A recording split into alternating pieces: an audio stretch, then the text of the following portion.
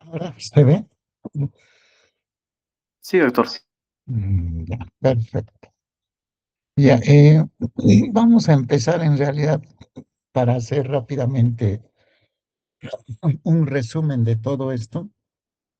A los cánceres que afectan la vía biliar, el páncreas y la ampolla de Vater, que son tumores que suelen localizarse en el mismo sitio. Si acá ven en el gráfico, la ampolla de Vater está en el intestino, en lo que corresponde a la segunda porción del duodeno.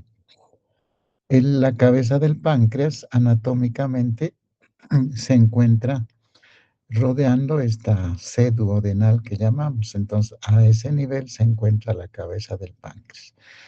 Y el colédoco, que es el conducto biliar, tiene mucha relación con estas estructuras, con el duodeno, con el páncreas y finalmente con la salida hacia la ampolla de Vater.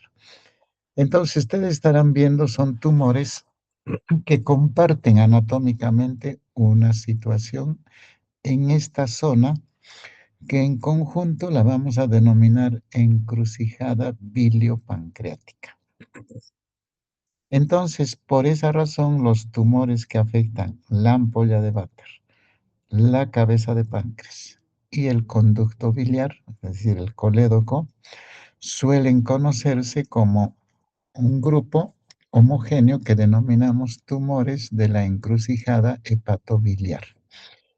¿Y por qué se denominan así en conjunto? Porque las manifestaciones clínicas son muy similares. Tienen algunas diferencias en específico, pero en general las manifestaciones clínicas de los tumores que afectan a la ampolla de Vater, que se llama ampuloma, al conducto biliar, se llama colangiocarcinoma, y al páncreas, específicamente en la cabeza de páncreas, o sea, en este caso se diría carcinoma de cabeza de páncreas. Estos tres tumores suelen tener manifestaciones clínicas muy parecidas. Por lo tanto, se les estudia juntos.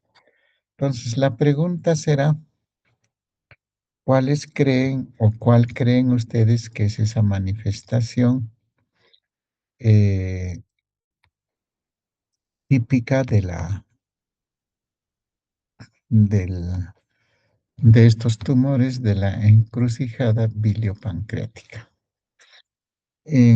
Vamos a dar oportunidad ahora a Neysan. Neysan, Doctor, buenas tardes. buenas tardes. ¿Cuál sería la manifestación clínica que tú sospechas o piensas que tienen estos tres tumores? Vuelvo a repetir, el que afecta la ampolla de Vater se llama ampuloma. El que afecta el conducto biliar principal se llama colangiocarcinoma. Y el de la cabeza de páncreas es el carcinoma de cabeza de páncreas. Entonces, estos tres tumores tienen manifestaciones clínicas parecidas. La pregunta es, ¿cuál es esa? Doctor, ¿podría ser ictericia y pancreatitis que podrían causar? Ya, puede ser.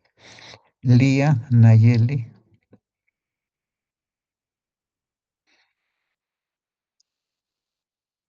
Lía va a pasar como el delegado a la lista negra. Lía, ¿qué será de Lía? Por si acaso, llámenle diciendo que está pasando a la lista negra. Kenny,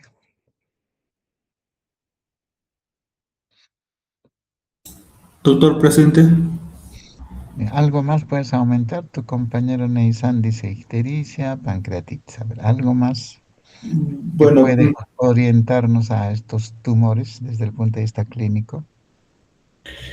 bueno, para aumentar más podría ser la ictericia, pero la de tipo obstructiva, o también con el nombre otro nombre sería que sí, se le conoce más como la colestasis.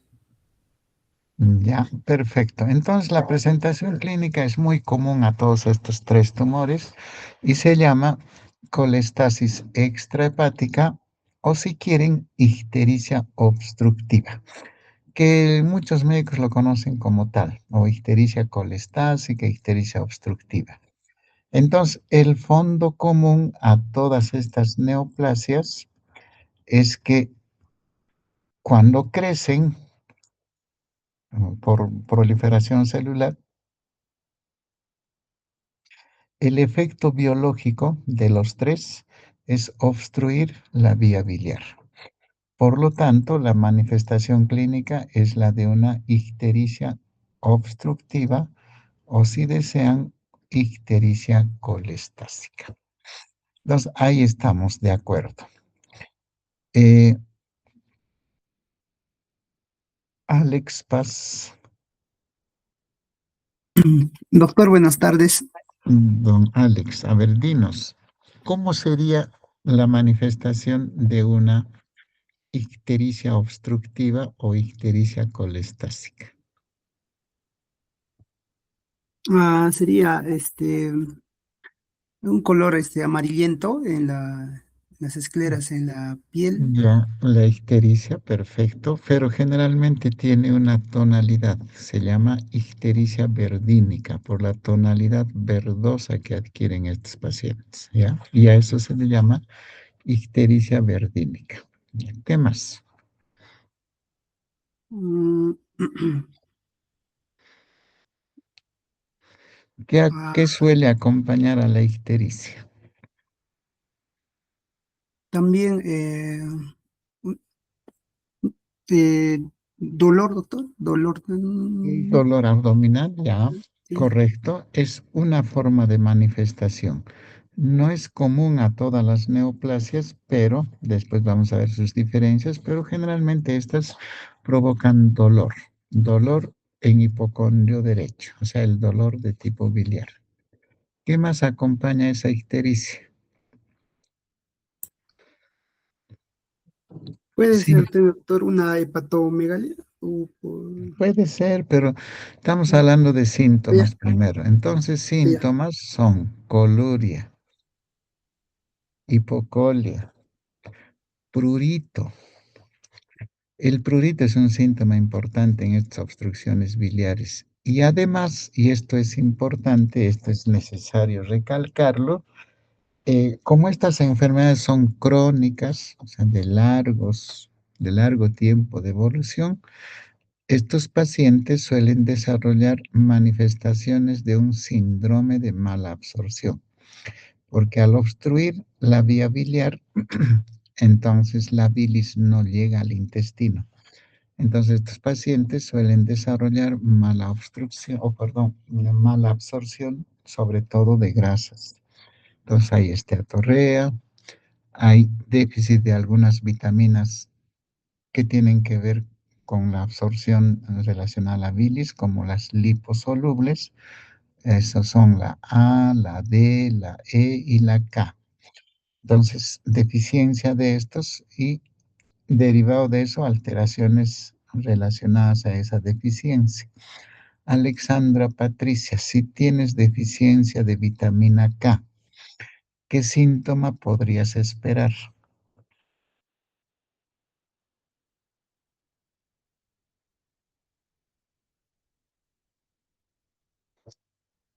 Doctor, Alex, ¿me escucha? ya estaba por pasar a la lista negra. Ay, ya, perdón, es que no podía prender el micro. Eh, ¿Podría presentar Si un paciente sangrados? desarrolla deficiencia de Sí, vitamina K, ¿qué sí, sí, le síntomas escucho, puedes doctor. esperar? ¿Mm? Podría presentar sangrado fácil, petequias, Ya, hemorragia. coagulopatías. Se llama coagulopatías, es decir, trastornos hemorrágicos. Puede haber gingivorragia, puede haber sangrados en nariz, pero todo lo que es sangrado por deficiencia de vitamina K. Perfecto. Camila Tamara, Presente, doctor. Buenas tardes. si se desarrolla deficiencia de vitamina D, ¿qué podrías esperar en estos pacientes? Doctor, una osteopenia por deficiencia de Ya, vitamina D. perfecto. Osteopenia en su grado más severo, osteoporosis. Ya. Si Brian Villavicencio, al delegado para que se Sí, doctor. reivindique de ayer, si hay deficiencia de vitamina A, ¿Qué piensas esperar en estos pacientes? Bueno, doctor, ceguera, a ver, infección, mayor frecuencia de infecciones, ceguera tal vez. No, la vitamina A tiene que ver con los retinoides. Entonces, habitualmente los pacientes Fibrosis. desarrollan ceguera nocturna, es decir, no hay buena visión en la noche.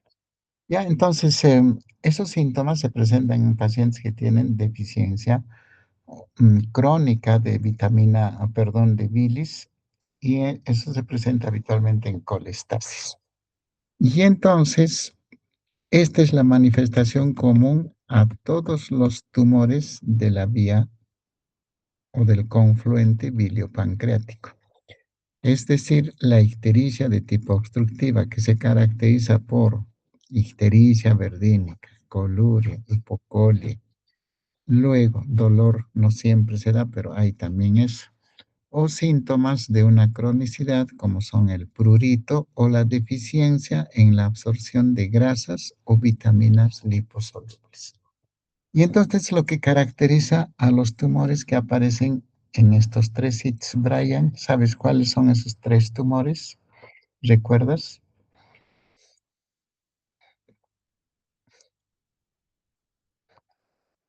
Ese Brian ya se durmió. Tumor de cabeza de páncreas, doctor. Ya, ¿qué El más? ampuloma y el Ya, colangiocarcinoma.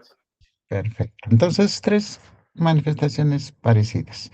¿Cuál es el síndrome de ictericia obstructiva o si quieren colestásica extrahepática?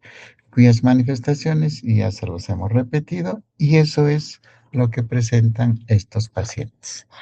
Además de ello, obviamente, los síntomas constitucionales de todo cáncer. Brian, ¿cuáles serían esos síntomas constitucionales de todo cáncer? La baja de peso, la anemia y Ya, baja de peso, anemia, debilidad general, astenia, etcétera. ¿No? Entonces, todos son los síntomas constitucionales del cáncer que lógicamente se presentan acá. Y entonces veamos pues qué es lo individual de cada uno.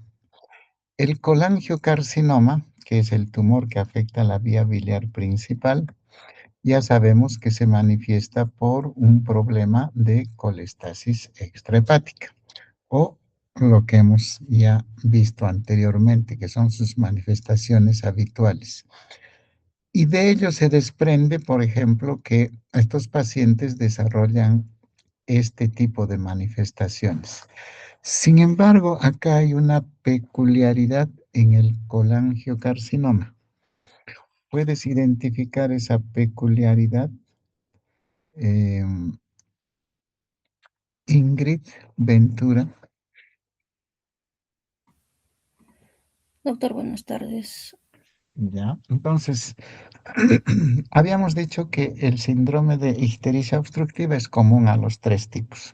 El colangiocarcinoma presenta esas manifestaciones, pero tiene una peculiaridad que la diferencia de las otras. ¿Cuál es? ¿Identificas o no?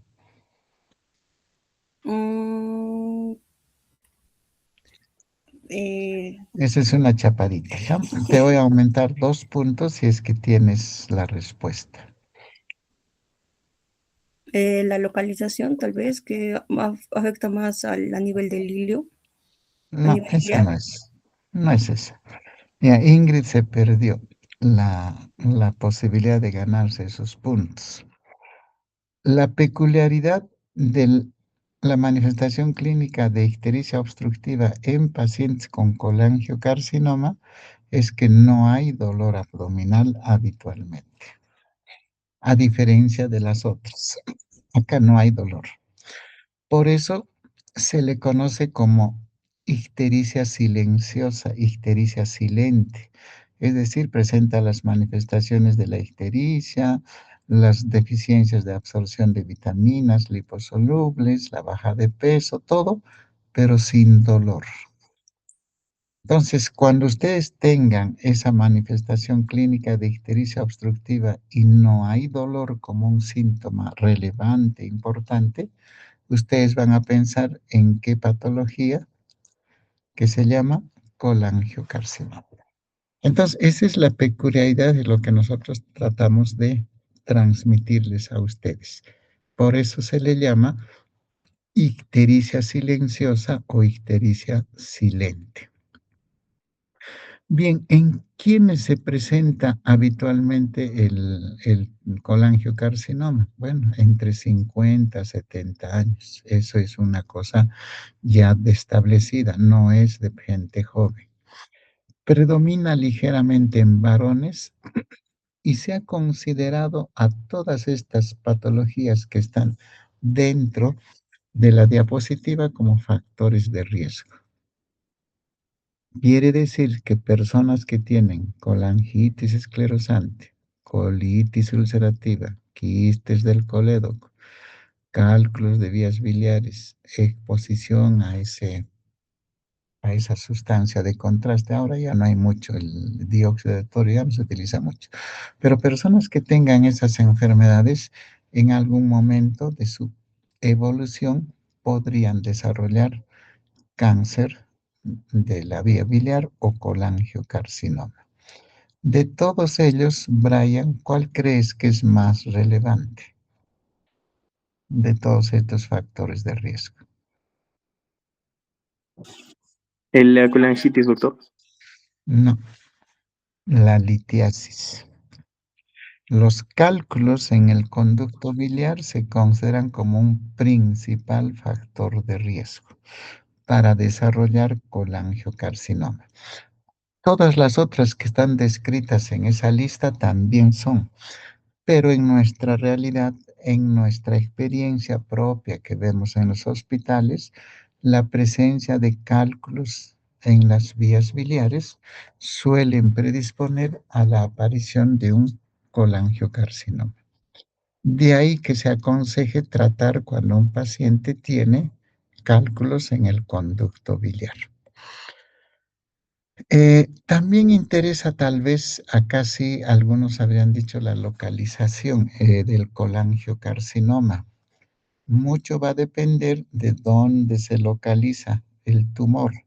Si es en los pequeños conductos intrahepáticos, en cuyo caso se llama colangiocarcinoma intrahepático, o por el contrario, es en los grandes conductos biliares como son hepático común, hepático derecho, hepático izquierdo, colédoco o finalmente su trayecto hacia la ampolla de Vater.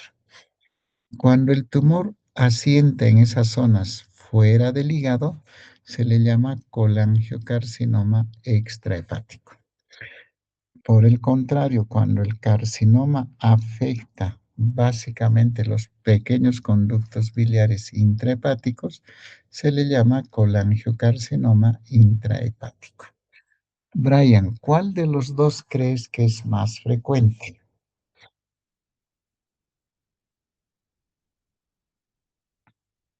Extrahepático, doctor.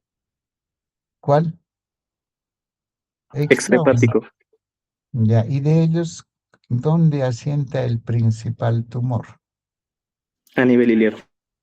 ¿Ya? O sea, donde se localiza el hepático derecho en su unión con el hepático izquierdo, que se llama hepático común, y finalmente colédoco. Ya, en esa unión de hepático derecho, hepático izquierdo y hepático común, que sucede en el ilio o en el ilio, al tumor que aparezca en esas zonas se le ha conocido tradicionalmente en forma regular como tumor de Klatskin. Entonces, no se olviden, el tumor de Klatskin, que es el más común, es el que afecta o el carcinoma que afecta la zona iliar del conducto biliar, que corresponde al hepático derecho, hepático izquierdo y hepático común. El mejor nombre sería colangiocarcinoma iliar, ¿no? Pero bueno, por costumbre, Brian, ¿cómo se llama este tumor?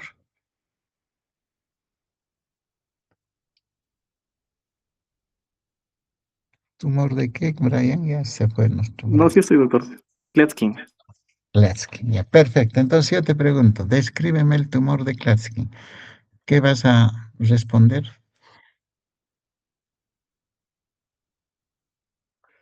Fácil, es el colangiocarcinoma que afecta a la zona iliar.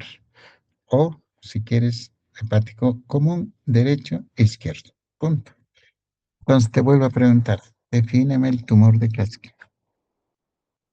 Que se ubica a nivel iliar, hepático Ya, derecho o izquierdo. ya. Y es un adenocarcinoma habitualmente. Bien. Eh, para el diagnóstico, en realidad hay una serie de pruebas de laboratorio y una de ellas, bueno, es lógicamente pensar en que haya un perfil hepático de tipo colestásico, con incremento de la fosfatasa alcalina y de la gamma glutamil transpeptidasa, que es el patrón colestásico. Entonces, eso existe en este tumor. Una de las cosas que se ha visto bastante en el colangiocarcinoma es la elevación de un marcador tumoral. Ese se llama CA19-9. Si bien es cierto, no todos lo presentan, cuando se presenta es un indicador de colangiocarcinoma. Y obviamente recurrimos pues, a la radiología, a los métodos de imágenes en donde la resonancia magnética suele tener una relevancia importante. Y la CEPRE también tiene relevancia por el diagnóstico para citología o finalmente terapéutico en ciertos casos. Entonces, esa es la colangioresonancia. Ustedes están viendo, por ejemplo, que acá hay una zona bien delgadita.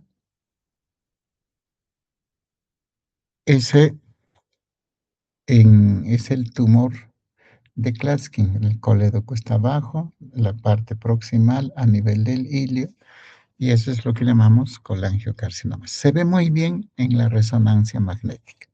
Por eso es un método importante. O en la CEPRE, que más se constituye ya en un método terapéutico, pero también diagnóstico. Acá ven esto que se ve acá, oscuro, es el colédoco, y esta zona filiforme, bien delgadita, corresponde al tumor, que en este caso se llama tumor de Klatskin. Entonces, es muy importante el marcador tumoral, el perfil hepático de colestasis. ¿Cuál es, Brian, el marcador tumoral? ¿Te recuerdas? CA19-9. Ya, perfecto. Entonces, la cirugía es el tratamiento de elección. Sin embargo, muchas veces por el avance de la enfermedad, muchas veces es difícil y se da pues tratamiento paliativo o tratamiento de rescate como es la radiación o la quimioterapia. Pues, habitualmente estos tumores tienen mal pronóstico porque se detectan muy tardíamente. Bien, el cáncer de la ampolla de Vater, también llamado ampuloma, Jaime Salvador.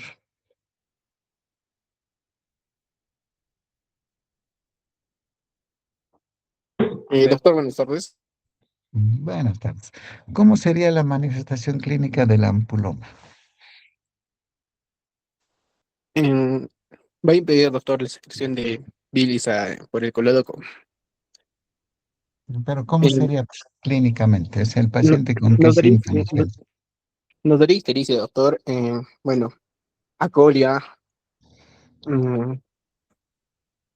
¿Qué más Todo será? lo que hemos hablado antes, ¿no?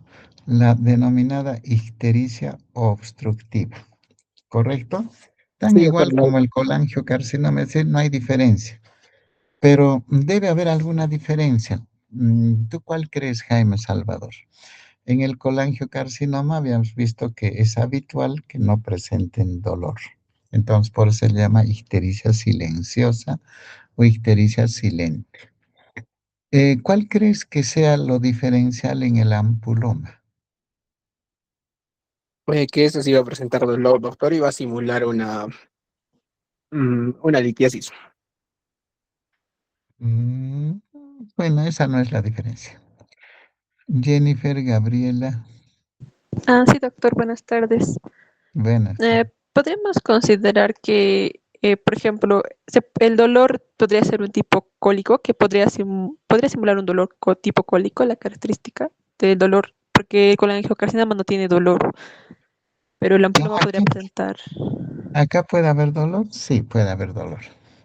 Ya, pero no siempre se da. No es tanto la característica diferencial. Hay otra.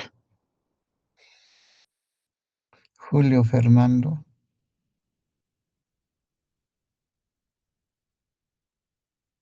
¿Cuál crees que sería la diferencia, Julio Fernando? ¿Mm? Anemia, perfecto. No se esperaba que te dé los 2 puntos, mala suerte. ¿Por qué? Porque es un tumor de intestino. Y los tumores de intestino suelen tener en su manifestación anemia crónica. Y esto tal vez sea lo diferencial, aparte de lo que ya hemos descrito, la ictericia obstructiva. Acá es relevante pensar en la presencia de anemia y de síntomas de hemorragia digestiva, melena sobre todo. Y entonces esto es lo que vamos a aludir cuando hablemos de ampulón. Bien, ahí está, sangrado crónico y derivado de eso la anemia. El laboratorio, igualmente, el perfil hepático es el de un patrón colestásico, hay anemia. Y acá la resonancia, si bien es cierto, puede ayudar, pero el mejor método diagnóstico es la endoscopía, porque nos permitirá tomar biopsias, nos permitirá tomar una serie de situaciones. Entonces, la endoscopía, como ustedes están viendo allí, específicamente duodenoscopía, va a observar el tipo de neoplasia que va afectando la ampolla de Barker. Entonces, el diagnóstico es a través de endoscopía, que eso es algo muy útil. El tratamiento también es quirúrgico en la medida que se pueda operar. El tipo de cirugía lo vamos a explicar después porque es común a los 3 tipos de tumor. En la cabeza del páncreas o específicamente en el páncreas, acá tenemos que precisar, y acá la precisión es importante, que ubicamos dentro de este grupo de tumores solo al que afecta la cabeza de páncreas, ya que es la que comparte anatómicamente la ubicación con el conducto biliar y con la ampolla de Barker. No es así con tumores que afecten otras partes del páncreas, cuerpo o cola. Por lo tanto, en este rubro solamente vamos a incluir al tumor de la cabeza de páncreas.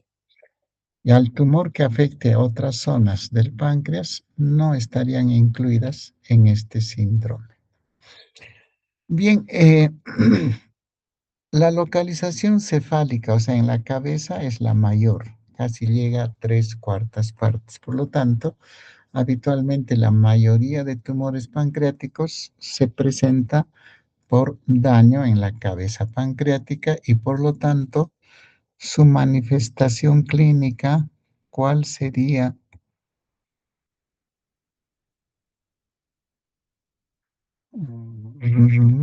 York Martínez. Doctor, buenas tardes. Buenas tardes. Bueno, sería pues la ictericia, coluria, acolia, prurito y dentro de ellos también la pérdida de peso. Perfecto. Entonces, hay el síndrome de ictericia obstructiva, tal igual como los otros. Pero, ¿cuál crees que es la diferencia sustancial? Hasta ahora no me has dicho, York, con los otros. Bueno, sería más que todo cómo afecta el páncreas y sabemos que en allí tenemos la parte endocrina. Podría ser la diabetes mellitus. Ya, podría ser, sí, es correcto. A veces los pacientes con tumor de páncreas debutan tardíamente con diabetes a los 60, 70 años, que empiece con un diagnóstico de diabetes, sospechen carcinoma pancreático, ¿ya? Pero no es común. Hay otro que es un síntoma que es muy necesario encontrarlo cuando hay afectación pancreática. Rocío Paucarmaita. Doctor, buenas tardes. Aparte de la ictericia, el paciente podría presentar un dolor intenso.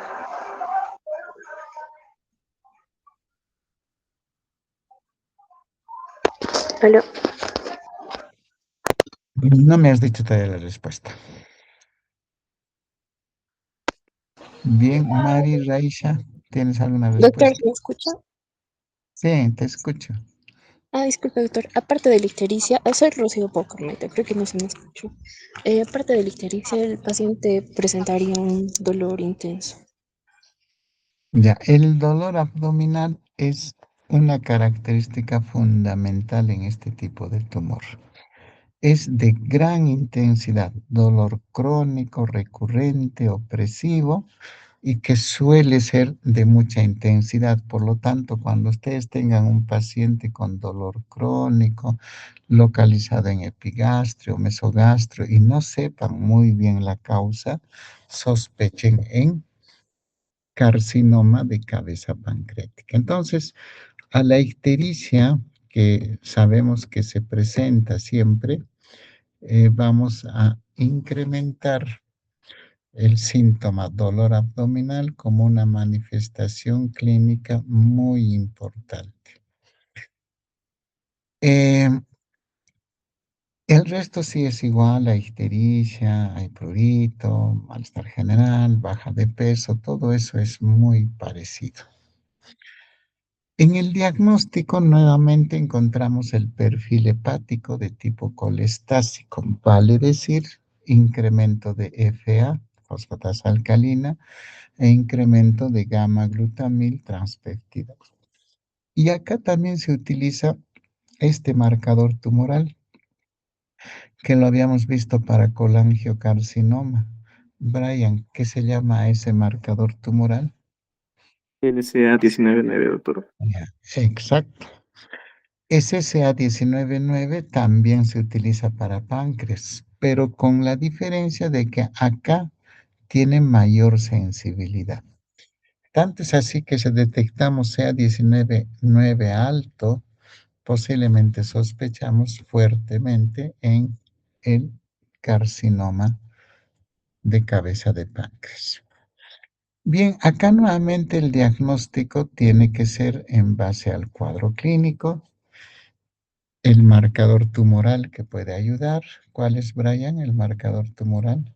CA19-9 y el CRAS, doctor. Ya, perfecto. Pero acá en páncreas suele tener una relevancia mayor otro tipo de examen. ¿Cuál sería, Lía Nayeli?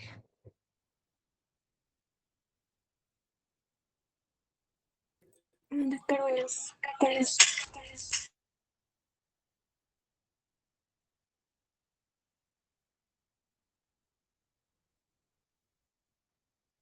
Bien, entonces, Lía Nayeli, Sí, doctor. ¿cuál sería tu examen preferencial? Ya hemos visto perfil hepático alterado, marcador tumoral. ¿Cuál crees que sería el examen de gran importancia para demostrar carcinoma de cabeza pancreática? Tomografía, doctor. Tomografía, perfecto. Entonces estamos viendo que cada tumor tiene preferencialmente un diagnóstico por imágenes. Por ejemplo, el colangiocarcinoma era la resonancia magnética. En cabeza pancreática es la tomografía abdominal. Y en ampolla de Vater, en el ampuloma, es la endoscopía. Entonces van viendo que hay unas situaciones de diferenciaciones sutiles en cada uno de estos. Entonces eso es lo que se ve en la tomografía cuando uno ve el tumor pancreático. El diagnóstico es a base de la clínica, a base de los marcadores tumorales y de imágenes. Y Brian, ¿cuál sería su tratamiento? La cirugía, doctor. La cirugía. ¿Y qué tipo de cirugía? Am, bueno, la intención curativa, ¿no? Pero el problema ¿Qué se llama, también, qué se llama ese tipo de cirugía que se da tanto en el ampuloma, tanto en el colangiocarcinoma y tanto en el carcinoma de cabeza pancreática? ¿Cuál crees que es el tipo de tumor?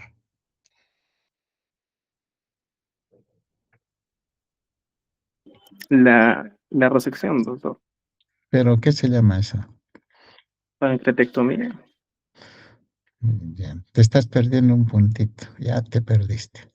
Se llama operación de Whipple. ¿Ven ahí en la diapositiva o no? Sí, doctor. Ah, está bien. Eso significa cirugía en los tres tipos de tumor, que se llama pancreato, duodeno, hemigastrectomía más esplenectomía. ¿Cómo es largo el nombre? ¿Cómo vas a resumir? Whipple. ¿Ah? Whipple, Cirugía doctor. de Whipple. Ya, entonces, y si yo te pregunto, ¿en qué consiste la cirugía de Whipple? ¿Qué vas a contestar? Resección de la vena mesentérica, doctor. No, pancreato, duodeno, hemigastrectomía más resección esplénica o espleno, o sea, todo eso se llama Whipple. Entonces, es una cirugía media complicada. Ahí está. Esto suponemos, Brian, cuando seas cirujano, vas a hacer este tipo de resección en los tres tipos de tumor, sea de cabeza de páncreas, sea de la ampolla de Vater o del conducto biliar que se llama colangiocarcinoma. Bien, es la cirugía. Pues cuando no se puede la cirugía, obviamente, pues, siempre vamos a la terapia eh, paliativa, sea con radioterapia o muchas veces con terapia solamente de manejo del dolor. Karen, Sí, doctor. ya, hasta ahí estamos hablando de los tumores que afectan la encrucijada biliopancreática. ¿No recuerdas cuáles son esos tres tumores? Sí, doctor, el ampuloma, el cáncer de cabeza de páncreas y el colangiocarcinoma. Perfecto. Entonces ahora vamos con Gina Lisbeth. Gina, ¿estás ahí? Doctor, buenas tardes. Ya, habíamos dicho que el páncreas, obviamente como órgano, una parte es la cabeza del páncreas. Si bien es cierto, los tumores afectan más frecuentemente a la cabeza de páncreas, como estamos viendo acá. Hay tumores que no afectan la cabeza, menores en frecuencia, y afectan el cuerpo o la cola pancreática, que como ustedes están viendo ahí, estamos entre el 20 al 25%. ¿Y cuál crees que ahí sería la manifestación clínica de estos cánceres que afectan cuerpo y cola? El dolor abdominal y la diabetes mellitus, doctor. Ictericia, No sería tan frecuente porque no estaría afectando tanto el conducto principal y la encrucijada que se menciona, la encrucijada biliopancreática. ya, perfecto. Bueno, la respuesta de Gina es correcta.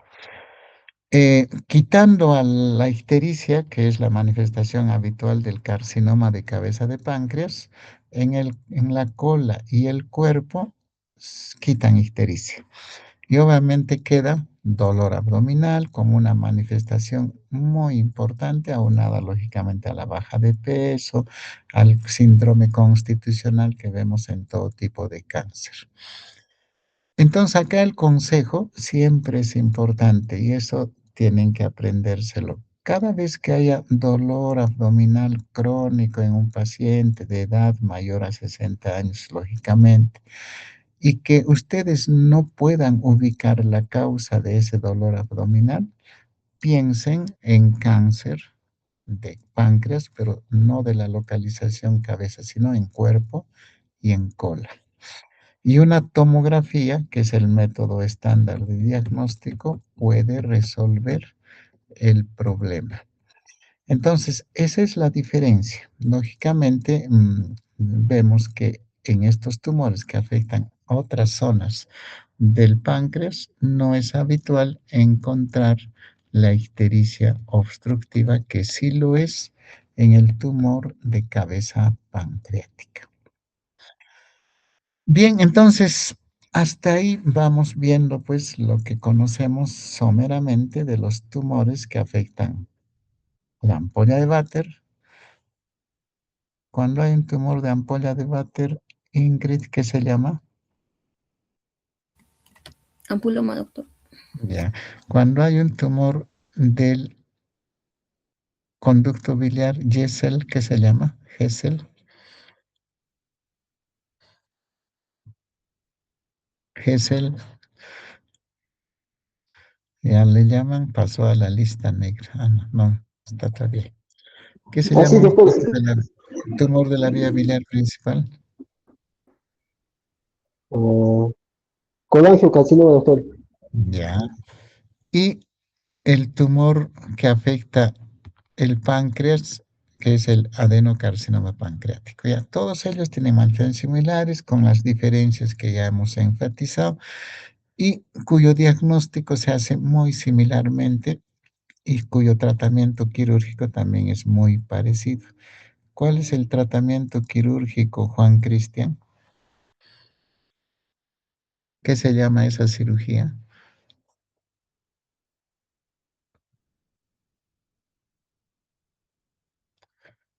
Ya, a Juan Cristian le llaman, pasó a la lista negra, le dice. Denilson. Presente, doctor, buenas tardes, ¿me escucha?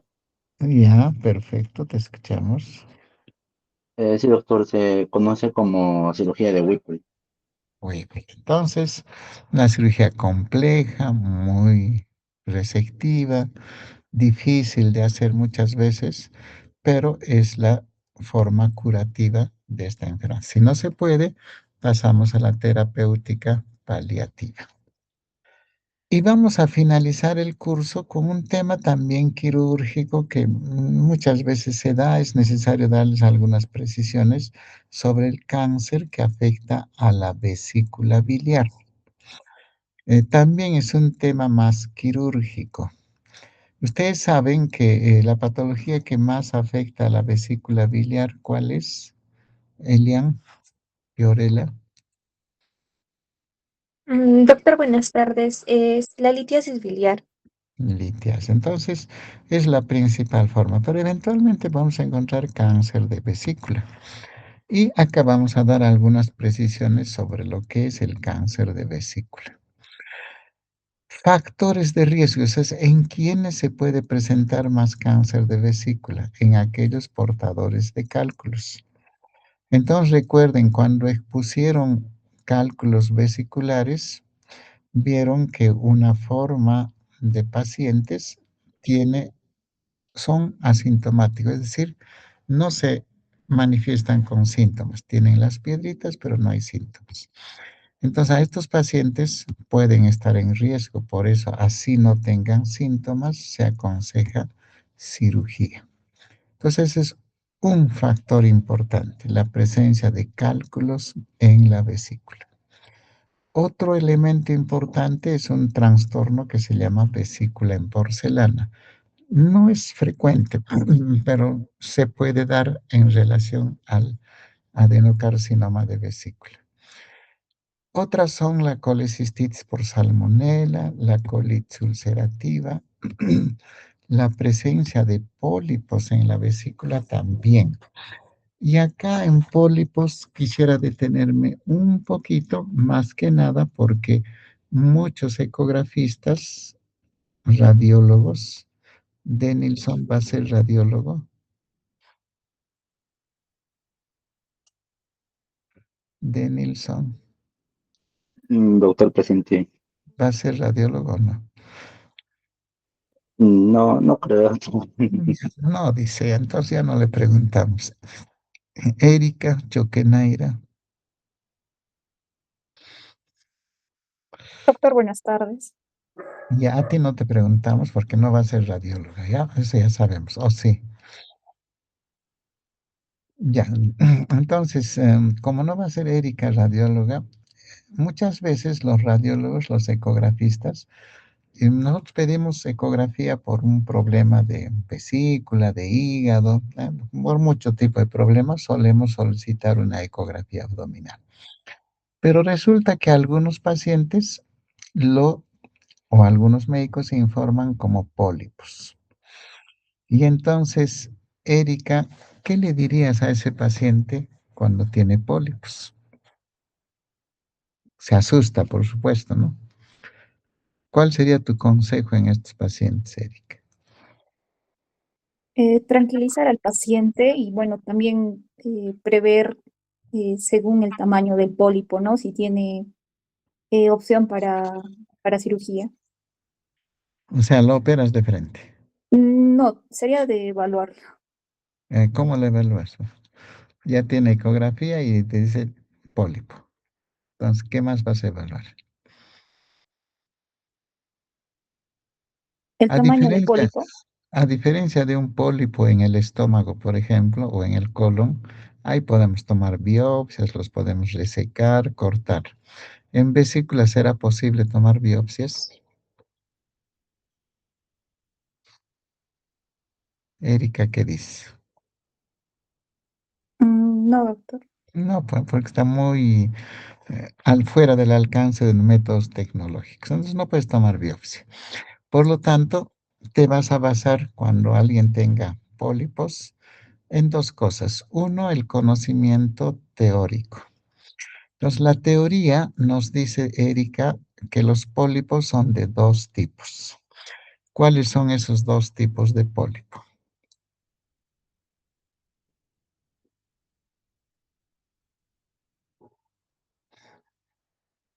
Para un punto, Erika, está esperando que le diga un punto.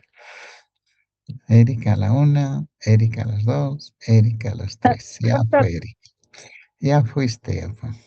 Hay dos tipos de cólicos. Uno de colesterol, que es benigno al 100%, y otro que se llama adenoma, que es un pólipo de riesgo para cáncer. Entonces, la mayoría de pacientes en realidad tiene pólipos de colesterol, porque es lo más común y por lo tanto no necesitarías operarlo, no necesitas hacer nada salvo tranquilizarlo. Pero ¿cómo sabes que ese pólipo no es un adenoma, o sea, una lesión que puede convertirse en cáncer a futuro? ¿Cuál sería tu forma de enfocar, Erika Choquenaira? A ver, te vamos a dar una opción más.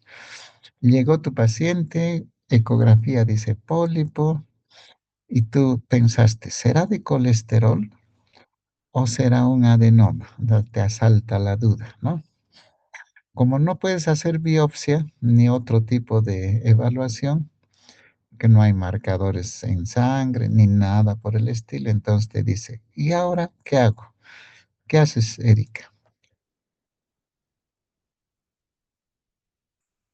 le pediría más estudios. ¿Cuáles? eh, un perfil lipídico. Mm, No tiene nada que hacer. Tiene colesterol alto. ¿Y qué vas a hacer? No te ayuda, ¿no? Te ayuda para ganar dinero como laboratorista, pero para esto no te ayuda mucho.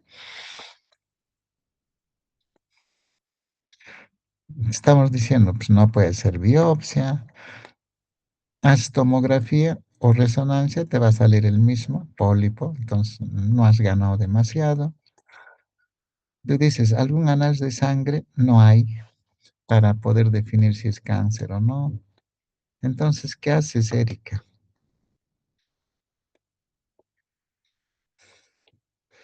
Pierdes la paciencia y dejas de estudiar medicina.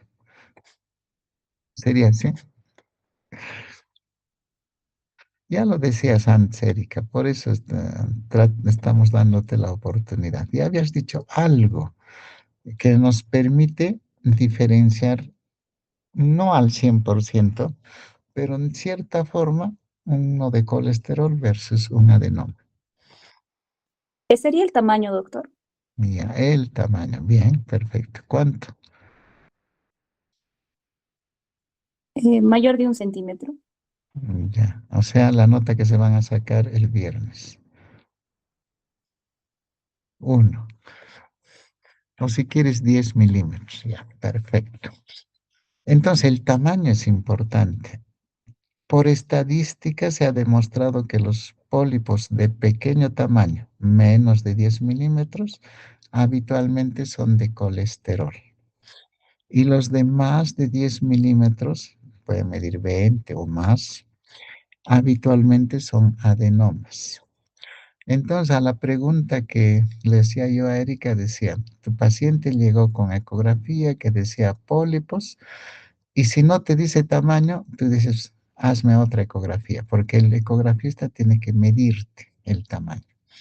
Si te dijo el ecografista que es más de 10 milímetros de mercurio el pólipo, le aconsejas una cirugía, porque hay el riesgo de que eso sea un adenoma y por lo tanto habrá que operarlo. No de forma urgente, pero sí es aconsejable la cirugía. Por el contrario, si son pólipos pequeños, menores de 10 milímetros, probablemente sean de colesterol, 100% benignos. Entonces, ese tipo de pólipo lo único que requiere es controles y se hace ecografía cada 6 meses. Esa era la respuesta, Erika. Ahora sí ya sabes la respuesta. ¿Qué haces con el pólipo de tu paciente? Sí, doctor. Ya. ¿Más de 10 milímetros a dónde lo mandas? A cirugía, doctor. Ya. Menos lo controles, ¿no? Le haces ecografía cada 6 meses y vas esperando. Bien, estos pólipos es lo que se hace de esa forma. Bien, generalmente el cáncer de vesícula tiene localización en el fundus, en esta parte que llamamos fondo de la vesícula, y suele pasar que en su clínica simula bastante los síntomas de cálculos de vesícula biliar. Es decir, lo que han expuesto vuestros compañeros se parece mucho a la presentación clínica del cáncer, excepto cuando ya hay metástasis. Entonces, ahí ya existen pues manifestaciones ya típicas del tumor metastásico. Pero lo que es, digamos, llamativo es que los síntomas suelen asemejar lo que vemos en cálculos de vesícula biliar. Por lo tanto, ¿cuál sería tu cuidado, Erika, cuando tienes a un paciente que tiene manifestaciones de dolor en hipocondrio derecho, tipo cólico? ¿Qué harías?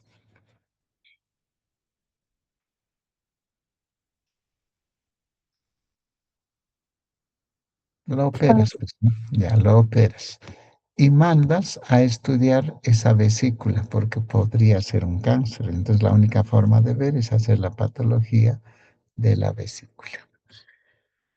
Bien, el principal sitio de metástasis es por lógica en el hígado, por contigüidad. Ustedes saben que la vesícula está empotrada en lo que llamamos lecho vesicular, que es segmento 4 y 5 del hígado. Entonces, las metástasis son más frecuentes al hígado, por lógica razón. Y el diagnóstico, si bien es cierto, el CA19-9 puede tener relevancia, no es tanto como en el páncreas o en el colangiocarcinoma, es menos. Por lo tanto, no hay que confiar mucho con el marcador tumoral. Y la imagen, sea ecografía, tomografía o resonancia, suelen darnos pues una mayor visualización de la tumoración en vesícula. Bien. Y su tratamiento obviamente será, ¿cuál será su tratamiento, Brian? Si tú has detectado cáncer de vesícula. Quirúrgico, doctor. Cirugía, perfecto. Por eso hemos dicho que todas son patología quirúrgica. Bien, hasta acá el curso. Nos quedan los casos clínicos, pero los casos clínicos tienen que ser presenciales y teniendo una universidad tomada, no vamos a poder hacerlo. De tal manera que por este semestre suspenderemos esos 2 casos clínicos que estaban contemplados. Entonces, quiere decir que con este tema hemos agotado la malla o el sílabus del curso exitosamente y al tiempo deseado. Por lo tanto, lo único que queda es el examen. Entonces, el viernes estaríamos dando el examen. Doctor, por favor, ¿podría ser el lunes en su hora, por favor? ¿Por qué? La universidad todavía sigue cerrada y pregunté en colegio médico y también va a haber disponibilidad el día lunes dentro del auditorio. Ah, o sea que ya se han alistado todos. Ya, por esta vez lo suspenderemos hasta el día lunes 27, para que pasen felices sus fiestas patrias y la transmisión de gobierno hacia nuestra presidenta, ¿no?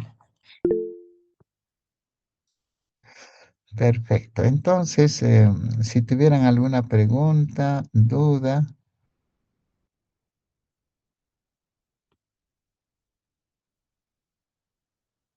yo les pregunto, ¿qué cursos ya han terminado? Hasta el momento, doctor, hemos terminado la segunda parcial de neurología. Aún falta dar el subsanatorio, pero por el momento ese es el único curso, doctor. Y ahora gastro. Ya, porque el semestre va a extender creo que hasta el 15, 16 de agosto, ¿no? Entonces tienen tiempo para los otros cursos. Está bien, Correcto. doctor, gracias. Bien, entonces espero que el curso les haya llenado las expectativas a pesar de las clases virtuales y no queremos que sean gastroenterólogos, pero sí que sepan defenderse en interpretar las patologías del aparato digestivo.